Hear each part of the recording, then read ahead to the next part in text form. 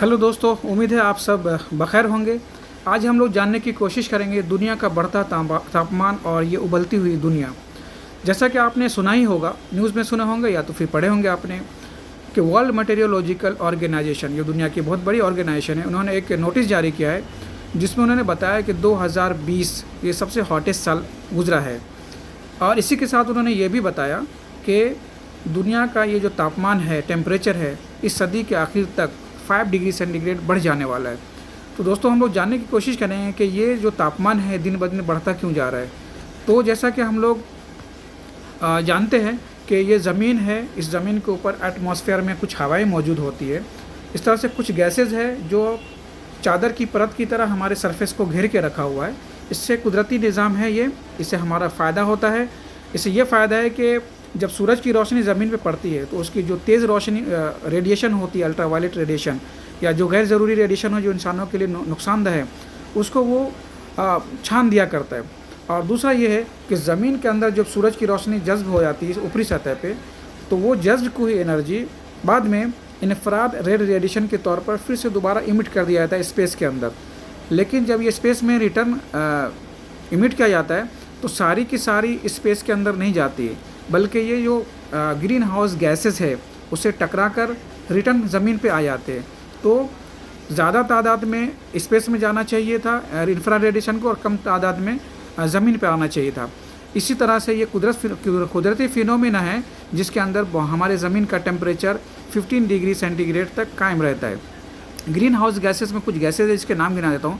Carbon dioxide है, nitrous oxide है, methane है, वाटर वेपर है और फ्लोरिनेटेड गैसेस है। ये ऐसा कुछ गैसेस है जो ग्रीन हाउस गैसेस कहलाते हैं। इसी की वजह कर हमारे जो ज़मीन का टेम्परेचर है वो एक टेम्परेचर पर मेंटेन होता है, लेकिन दिन ब दिन इसकी मकदार में बढ़ोतरी होने की वजह से हमारे ज़मीन का जो सरफेस का टेम्परेचर है वो दिन ब दिन बढ़ता ही जा रहा है। इसी को हम लोग ग्लोबल वार्मिंग भी कहते हैं। 2018 में जब ग्रीन हाउसेस गैसेज का जब कॉन्सेंट्रेशन देखा गया तो वो इस तरह है, carbon dioxide 81%, nitrous oxide 7%, methane 10%, fluorinated gases 3% जो हवा में शामिल होता है। इसका इमिशन ज़्यादातर होता है ट्रांसपोर्टेशन की वजह से। जो हम लोग व्हीकल इस्तेमाल करते हैं उससे जो गैसेस निकलता है वो ग्रीन हाउस गैसेस को बहुत ज़्यादा डिस्टर्ब करता है और उसमें इजाफा करता है। 28% यहीं से आता है। फिर इलेक्ट्रिसिटी की जहाँ पैदावार होती है और जिस तरह इस्तेमाल किया जाता है उसे 27%, इंडस्ट्रियल एरिया से 22%, कमर्शियल और घर रेजिडेंशियल में जो हम लोग जलाते हैं, फ्यूल करते हैं, लकड़ी जलाते हैं, वहाँ से 12% आता है। एग्रीकल्चरल एरिया से 10% आता है जो ग्रीन हाउस गैसेस को बढ़ाता है। ग्रीन हाउस बढ़ने की वजह से हमारा टेम्परेचर बढ़ता जा रहा है और जो हमारे दरमियान मौजूद है जंगलात, वो जंगल ख़त्म किए जा रहे हैं, हरियाली ज़मीन से ख़त्म होती जा रही है। नासा के सर्वे के मुताबिक 2 करोड़ एकड़ एनुअली फॉरेस्ट ख़त्म किए जा रहे हैं, इंसानों के ज़रिए काटे जा रहे हैं। दोस्तों, इसकी भरपाई कैसे की जा सकती है? जंगल काटे जा रहे हैं और पॉपुलेशन एक्सप्लोजन होते जा रहा है, बैलेंस बिगड़ते जा रहा है। 2017 में ऐसा बताया जाता है सर्वे के मुताबिक 7.5 अरब कार्बन डाइऑक्साइड स्पेस में, एटमॉस्फेयर में ऐड कर दिए गए जंगल काटने की वजह से, इंडस्ट्री बनाने की वजह से 2017 में। और ऐसा माना जाता है 1750 में कार्बन डाइऑक्साइड का जो कॉन्सेंट्रेशन था वो 280 ppm था। ये 2017 में होगा 406 ppm। ये नासा का सर्वे है। यानी कि 40% कार्बन डाइऑक्साइड का इंक्रीमेंट हुआ। आप समझ सकते हैं कि इस कार्बन डाइऑक्साइड के बढ़ने की वजह से हम लोग पे क्या क्या असर हो सकते हैं। और हम लोगों ने 80% जंगल को लॉस कर दिया है, 80%, और जिसकी वजह से 20% कार्बन डाइऑक्साइड का कॉन्सेंट्रेशन वातावरण में, माहौल में बढ़ा है। और इसको ग्रीन हाउस को बढ़ाने में जो कंट्री का ये है, 5 मोस्ट कंट्री में हमारे इंडिया भी शामिल है। सबसे पहला चाइना है, USA है, यूरोपियन यूनियन है, इंडिया, फिर इंडोनेशिया। इन कंट्रियों से ज़्यादा ग्रीन हाउसेस गैसेस इमिट ज़्यादा होते हैं। दोस्तों, अगर ऐसे ही ग्रीन हाउसेस इमिट होते रहेगा तो ये दिन दूर नहीं कि हम लोग बारूद के ढेर पे बैठे होंगे और फिर ये भ्रष्ट होगा और फिर क़यामत आ जाएगी।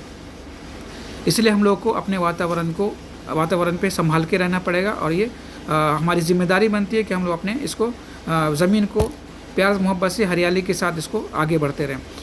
दोस्तों, वीनस प्लैनेट है, उस पर कार्बन डाइऑक्साइड का कॉन्सेंट्रेशन बहुत ज़्यादा है। उसका कार्बन डाइऑक्साइड कंसेंट्रेशन ज़्यादा होने की वजह से वहाँ का टेम्परेचर 450 डिग्री सेंटीग्रेड। आप समझ सकते हैं अगर ज़मीन की ये हालत हो गई तो क्या हो गई। अगर ग्रीन हाउसेज जो हमारी ज़मीन को अभी गर्म कर दे रहा है, अगर ये नॉर्मल रहता है तो ठीक है। अगर ग्रीन हाउस नहीं भी रहे तो हमारे ज़मीन का सरफेस जो हो जाएगा वो -18 डिग्री सेंटीग्रेड हो जाएगा। इसलिए ग्रीन हाउस गैसेस का होना ज़रूरी, एक मेयार में ये रहे तो भी ज़रूरी है, और अगर ये बढ़ गया तो हमारे लिए नुकसानदेह है। इसलिए दोस्तों, हम लोग जितने भी लोग हैं, जितनी आबादी है, क्या हम लोगों ने कभी सोचा है कितनी सारे हम लोग जंगल की चीज़ें इस्तेमाल करते हैं, इतनी सारी जंगल की चीज़ें, लकड़ियाँ का इस्तेमाल होता है। कभी किसी ने आपने एक जंगल का पेड़ या एक पेड़ लगाया है, ऐसा पेड़ जिसको आपने बाद में इस्तेमाल किया हो या उसका लकड़ी इस्तेमाल किया गया हो? नहीं। तो प्लीज़ आइए हम लोग सब इस हरियाली को आगे बढ़ाएं और इस दुनिया को हम लोग आगे बढ़ाएं, यानी कि बारूद का ढेर ना बना दें, वरना ये हम अपने हाथों से अपनी कब्र खोद रहे हैं और अपने नस्लों की भी कब्र खोद रहे हैं। आइए हम लोग एक एक पेड़ का जिम्मा ले कि हम लोग कम से कम एक एक पेड़ लगाएं और हम अपने देश, अपने मुल्क को आगे बढ़ाएं और दुनिया को भी आगे बढ़ाएं।